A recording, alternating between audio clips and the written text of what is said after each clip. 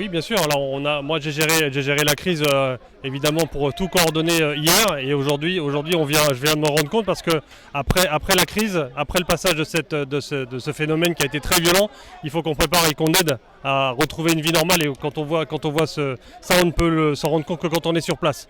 Et donc, c'est important pour moi d'être là avec les équipes de Monsieur le Maire. Je vais aller sur d'autres sites aussi dans la journée parce que c'est en se rendant compte qu'on va pouvoir accompagner comme il le faut toutes ces personnes. Premièrement, à dégager ces axes, à dégager toutes les maisons, puis ensuite les aider à se rééquiper et à revivre normalement ici. Alors concrètement, nous on vient en appui, donc on est déjà en appui de la commune, on est en appui du syndicat mixte de la gestion de l'eau et de l'assainissement pour rétablir l'eau. Vous savez que c'est un élément qui est important, il y a encore des problèmes dans les usines de production. On est en train de travailler avec EDF pour rétablir l'électricité, là aussi c'est pareil. Et puis surtout c'est d'épauler la commune sur tous les chantiers qu'il va y avoir ici, dégager, nettoyer les maisons, rééquiper les maisons. Donc voilà, il y a beaucoup de moyens financiers qui vont pouvoir être mis en place. Le ministre de l'Intérieur a dit que nous allions répondre favorablement à la demande d'état de catastrophe naturelle, bien évidemment. Donc le travail doit être en cours puisqu'il faut tout préparer ces dossiers pour que les gens puissent être correctement indemnisés et couverts.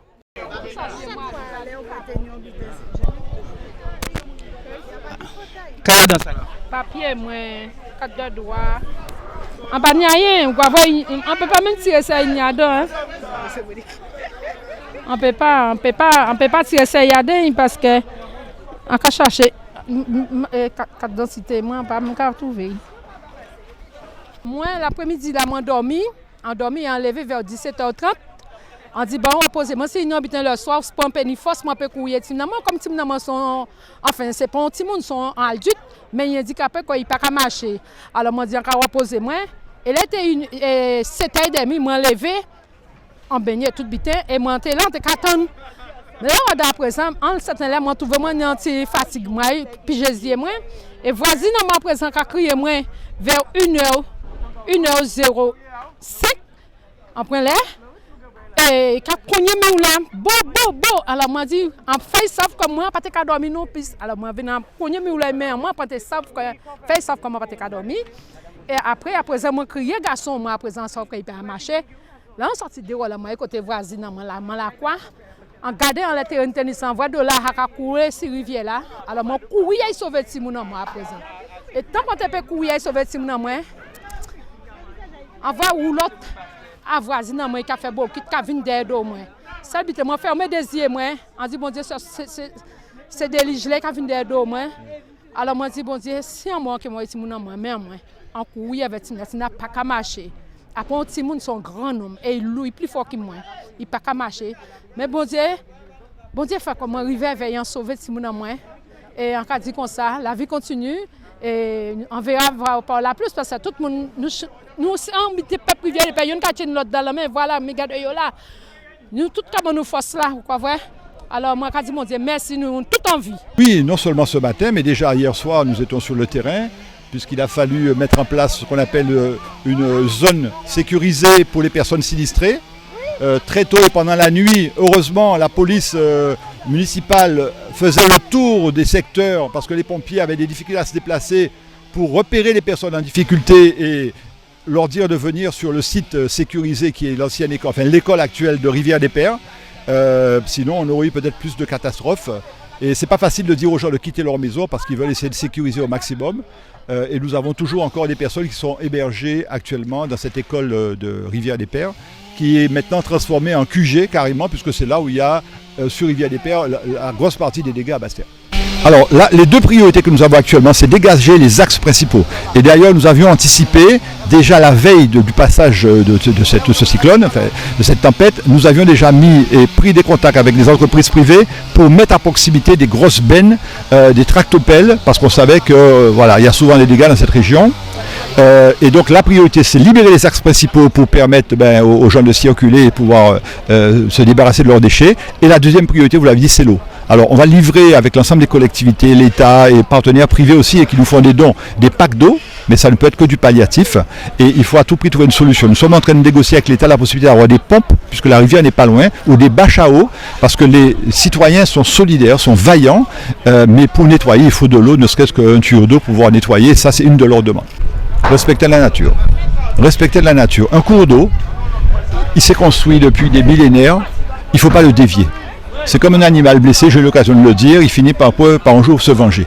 On ne dévie pas un cours d'eau pour en faire une place. On ne dévie pas un cours d'eau pour construire. On le respecte et on aménage le territoire avec la nature qui est là, qui un jour ou l'autre reprend le dessus. Alors il y a la sécheresse d'un côté, les typhons de l'autre, les inondations ici. Il faut qu'on se mette ensemble, l'ensemble de la planète, pour se dire, quand on va reconstruire, il ne faut pas penser dans les 6 mois, dans les 3 ans, les 5 ans, il faut penser à nos enfants et nos petits-enfants. Et que dans 10, 15, 20 ans, on ne se retrouve pas dans le même problème. Oui, dès la nuit du passage de la tempête, nous avions augmenté nos effectifs de 50%.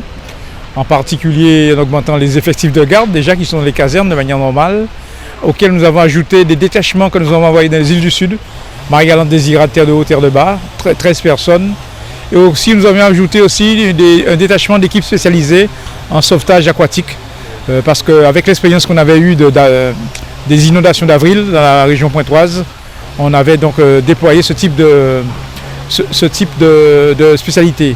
Alors à l'heure où je vous parle, on a reçu déjà plus de 1600 appels concernant la tempête. Ça commence à se calmer, de toute façon la tempête n'est plus là. Et nous avons fait 180 interventions. Alors en général, c'était pour mettre des gens en sécurité. Et nous avons mis en sécurité au moins 26 personnes. Et surtout dans la région de Basse-Terre-Sud. Oui, tout à fait. Bon, déjà la météo nous annonce, vous le voyez déjà, hein, la tempête est vraiment derrière nous.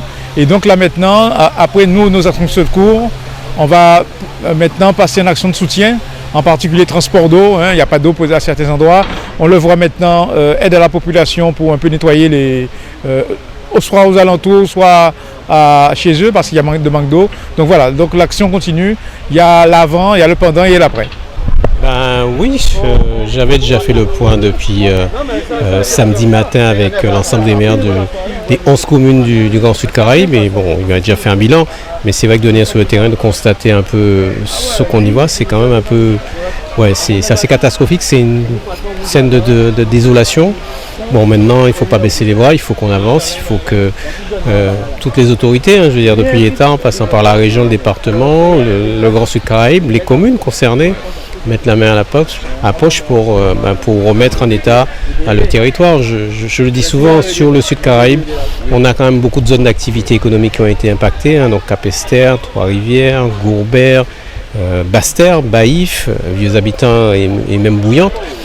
Après 2 ans de Covid, je crois qu'il faut vraiment qu'on mette les bouchées d'eau pour permettre à l'activité de continuer à repartir, puisque ça a commencé à démarrer il y a quelques mois. Il ne s'agit pas là pour le moment qu'il y ait un ralentissement ou un frein. Mais au-delà des activités économiques, il faut aussi redonner espoir aux populations en améliorant le cadre de vie. Puisque vous voyez ici, le quartier il est totalement méconnaissable. Et donc il va falloir qu'on regarde chacun comment on peut faire. Moi en tout cas en ce qui me concerne, j'ai déjà demandé à l'État de reconnaître l'état de catastrophe naturelle. Je vais écrire aussi à l'État pour voir dans quelle mesure on peut déployer, comme ça a pu se faire par le passé, le RSMA sur les territoires les plus impactés. Et puis Grand Sud Caraïbes en sa matière, dans ce domaine de compétences qui est l'environnement, on va voir comment avec chacune des communes, comment évacuer tous ces déchets qui sont la résultante du passage de Fioda. Le Grand Sud Caraïbes, c'est déjà faire le point avec l'ensemble des maires la semaine prochaine par rapport au bilan qu'ils auront fait, pour voir un peu comment on donne un petit peu la remise en état de l'ensemble du territoire. Je viens de dire sur les déchets, voir comment on évacue, où on évacue, comment on met ça en place. Et puis, j'allais dire le reste, c'est les aides économiques, de voir comment avec l'État, la région, le département, comment remettre en état ce territoire-là pour que le sursaut que nous commençons à avoir depuis la crise sanitaire, que ce sursaut-là continue et qu'il ne s'arrête pas. Oui, c'est sûr, puisque Rivière des Pères est un quartier où vivent en tout cas beaucoup de gens qui sont en situation difficile. Et donc effectivement, il faut que la ville de Basse-Terre, avec l'ensemble des partenaires, que nous mettions les moyens pour redonner espoir à cette population-là, pour que les gens n'aient pas l'impression qu'ils sont abandonnés.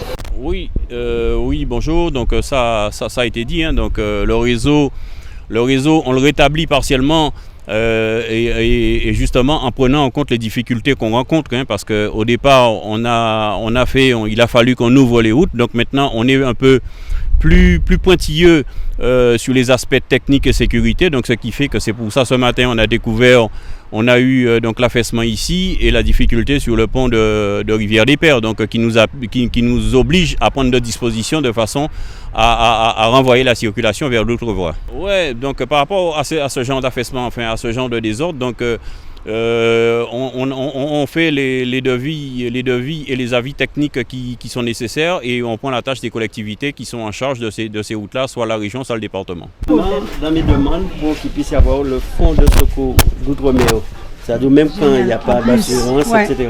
D'accord. Parce que je ne sais pas comment c'est au niveau assurance. C'est pas. Donc, pour que ce fonds-là puisse être activé et permettre quand même que... Donc deux choses en urgence là, ce qu'il faut, voilà, dès cette semaine pour les premiers secours. Oui. Et après, voilà. D'accord. Je sais que ça ne devait pas être évident, et c'est toujours pas évident. Parce que quand on est venu pour voir si on allait enlever Madame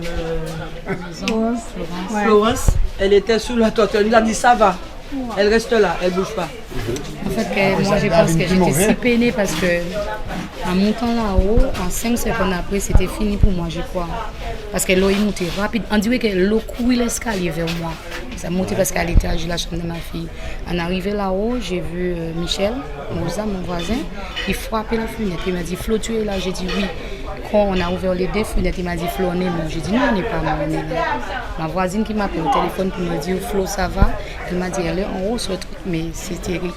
Tout de suite après, vers 2h30, j'ai vu la maison des gens qui sont partis devant moi. Alors, regardez sur le numéro président à hauteur.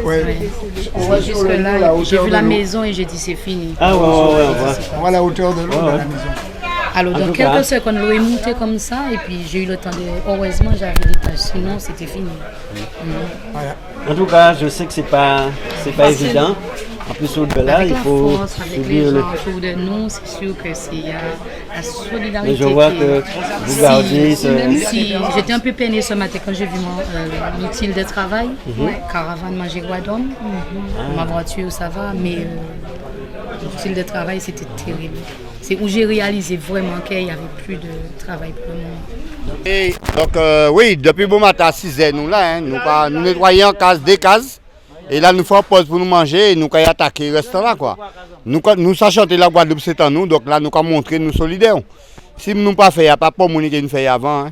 Donc c'est ça que nous avons fait là, c'est bon, c'est bon, tout partout, un bastet. Nous sommes tout partout et là. Quoi. Impressionné, oui et non, hein, parce que ça a fait 3e fois Rivière là qui a sorti là. Pour moi, il y a une solution qui est simple, c'est empêcher nous de rester là. Déloger ces gens là, il faut une place, qu'on nous paye à chaque fois revenir ici, même travail là. Puisque nous savons Rivière là qui pété après mieux là, maman Michoté fait là. Parce que c'est un rochement. Un rochement là depuis 1995. Il a affaibli petit à petit. Donc, nous ne pouvons pas d'habiter à 1995 d'être solide en 2022. Donc, c'est logique pour moi quand même. Et ça, quand on a ces gens là, c'est que le PS qu'on est sorti commencer vraiment, nous en mois de septembre, et que ça a fini en décembre, quoi. Le 16 novembre. Donc, la semaine prochaine, déon tropical, nous passons que les gens qui arrivent chez nous. Donc, pour moi, c'est ces gens qui ont nettoyé, oui. Ils ont récupéré ça, ils ont besoin, oui. Mais après, il ne faut pas y rester là quand même. Il faut nous faire un vrai plan pour protection à ces rivières des Pères là. Ça. Mais rivière des Pères, ce n'est pas rivière, c'est la mer. Il faut nous trouver une vraie solution. Arrêtez de bricoler à chaque fois, mettre des roches, des bitères. Et après 10 ans, nous avons des catastrophes.